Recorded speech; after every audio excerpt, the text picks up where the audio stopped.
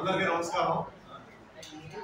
కాపు JAC రాష్ట్ర వ్యాప్తంగా ఉన్న కాపు సంఘాలతో చర్చించి రానున్న ఎన్నికల్లో ఏ పార్టీ మనం సపోర్ట్ చేయాలని ముఖ్యంగా కాపు సామాజిక వర్గానికి రాష్ట్రంలో అత్యధిక సంఖ్యాబలం కలిగిన అంటే సుమారు 18-20% రాష్ట్రంలో సంఖ్యాబలం ఉన్న జాతి మాది. మేమందరం కలిసి ఈసారి ఎన్నికల్లో ఏ పార్టీ చేస్తే బాగుంటుందని ఆలోచన చేస్తూ మరి జేఏసీ సభ్యులను నేను ఆర్ఎస్ ప్రకాష్, అలాగే ఉద్యోగ నాయకులు మా జేఏసీ సభ్యులు రామకృష్ణ గారు, వాసి దేశదాస్ గారు, అలాగే అన్నే వెంకటరావు గారు, మిత్రులందరూ కూడా రాష్ట్ర వ్యాప్తంగా ఆయా ప్రాంతాల్లో నాయకులతో సమన్వయం తీసుకుంటూ మేము పూర్తి చేయడం జరుగుతుంది.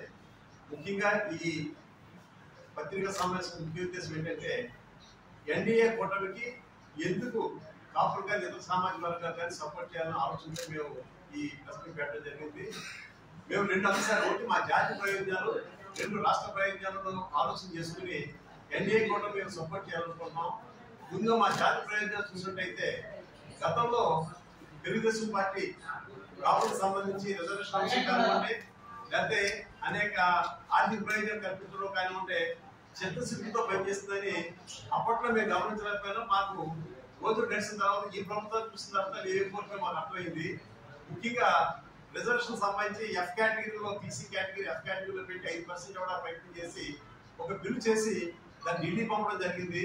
అది అమలు కాని పక్షంలో అమలు అవడానికి ఆలస్యమవుతున్న సమయంలో సెంట్రల్ గవర్నమెంట్ నుంచి మోడీ గారు ఈడబ్ల్యూఎస్ కింద 10% రిజర్వేషన్ ఇస్తే ఆ రిజర్వేషన్ లో 5% కాపులకి రిజర్వేషన్ కల్పిస్తూ బిల్లు నెంబర్ 14/2019 చట్టం చేసి ఆ చట్టాన్ని అమలు చేయడానికి 8/3/2019 తేదీన చంద్రబాబు నాయుడు గారు ముఖ్యమంత్రిగా జీవో కూడా జారీ చేయడం జరిగింది.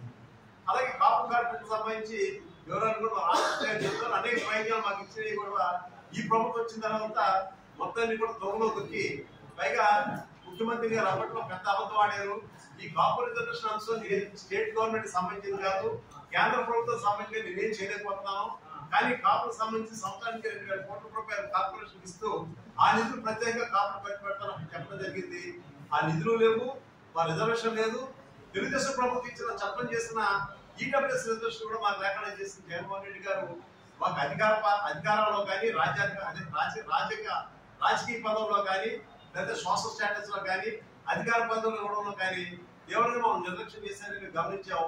ముఖ్యంగా కౌలు రైతులు కూడా ఆయన వర్ణ వివక్ష చూపించి అగ్రవర్ణాలు ఇతర వర్ణాల కింద చూపించడం వల్ల కౌలు రైతులు అంటేనే ఏది చేయగలరా అనేదో గౌరవంగా పొందుతా అని చెప్పేసి ఏ క్యాస్ట్ కూడా ఎస్సీ కావచ్చు, బీసీ కావచ్చు, అగ్రవర్ణాలకు చాలా కౌలు రైతే ఆ కౌలు రైతులు చెప్పిన ప్రయోజనాలు కూడా ఎక్కువ మంది కాకుండా కౌలు రైతులకు వచ్చి ప్రయోజనం లేకుండా చేశారు. కాబట్టి మేము ఈ విషయాన్ని ఖండిస్తూ వారి అంటే వైసీపీ పార్టీ మాత్రం కాపులు ఎవరు కూడా ఓటు వేయడానికి సిద్ధంగా లేరని ఈ సందర్భంగా తెలియజేసుకుంటూ ముఖ్యంగా రాష్ట్ర వ్యాప్తంగా కాపులందరూ కూడా కూటమికి ఓటు వేయాలని చెప్పి నిర్ణయం తీసుకోవడం జరిగింది. అలాగే రాష్ట్ర ప్రయోజనాలు చూసినట్టయితే ఇవాళ మనం గమనిస్తున్నాం, ఆర్థిక వ్యవస్థ కానీ ప్రభుత్వ వ్యవస్థలు కానీ అలాగే శాంతి భద్రత కానీ అధోగతికి వచ్చి అధమ స్థాయికి ఉండి అంటే అక్షర క్రమంలో మొదటి స్థానం ఉన్న ఆంధ్రప్రదేశ్ ఇవాళ అన్ని రంగాల్లో కూడా వెనకబడిపోయి అధమ స్థాయికి వచ్చి ఆఖరి క్రమంలో గెలిపిన పరిస్థితుల్లో ఈ రోజుని మరి దేశ గౌరవాలు కానీ దేశ ప్రతిష్టను కానీ దేశ అభివృద్ధిని కానీ చాలా ముందుకు తీసుకెళ్తున్న మోడీ గారు ఒకవైపు, అలాగే గొప్ప విజనరీ గొప్ప రిఫార్మిస్టు మరి సంక్షేమాన్ని అభివృద్ధి రెండింటి కూడా సంపాదనలో ముందుకు తీసుకెళ్ళగల గొప్ప అడ్మినిస్ట్రేటర్ దూరదృష్టి గల నాయకుడు చంద్రబాబు నాయుడు గారు పక్కనే, అలాగే ఈ కూటమి ఏర్పడంలో ప్రధాన పాత్ర పోషించి ఎక్కడ తగ్గాలో అవసరమైతే తను త్యాగం చేసి స్వార్థరహితంగా ఈ రాష్ట్ర ప్రయత్నాన్ని ఆశిస్తూ పవన్ కళ్యాణ్ గారు జనసేనని ఉపయోగించుకుని ముగ్గురు కలిసి కూటమిగా ఏర్పడి డబుల్ ఇంజిన్ ప్రభుత్వం అయితే ఈ రాష్ట్ర అభివృద్ధి చెందడానికి పూర్తిగా ఉంటుంది. ఎందుకంటే కేంద్రంలో ఉన్న ప్రభుత్వంతో రాష్ట్రంలో ఉన్న ప్రభుత్వం కూడా సఖ్యంగా వెళ్తే కనుక అభివృద్ధి మొదలుగా జరుగుతుంది. కాబట్టి రాష్ట్ర ప్రయోజనాలు కావాలి, మా జాతి ప్రయోజనాలు కానీ ఆశించి ఈ రోజు కూటమికి కాపులందరూ కూడా ఓటు వేయాలని నిర్ణయం తీసుకోవడం జరిగింది. ఈ అన్యాయం కేవలం కాపుకే కాదు అన్ని వర్గాలకు కూడా. బీసీ సోదరులకు ఉందంటే బీసీ సప్లైను అమలు చేయట్లేదు, ఎస్సీ ఎస్టీ సోదరులకు ఎస్సీ ఎస్టీ సప్లైను అమలు చేయట్లేదు. ముఖ్యంగా ఎస్సీకి సంబంధించి సుమారు 27 పథకాలు ఈ ప్రభుత్వం పక్క పెట్టడం జరిగింది.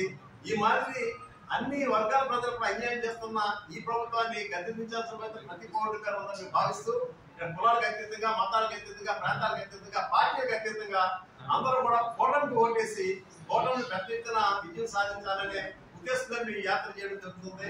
ముఖ్యంగా మరి ఇటు గ్లాస్ గుర్తు జనసేన పార్టీ కానీ, కమలం గుర్తు బీజేపీ పార్టీ కానీ, సైకిల్ గుర్తు కాంగ్రెస్ పార్టీ అనేసి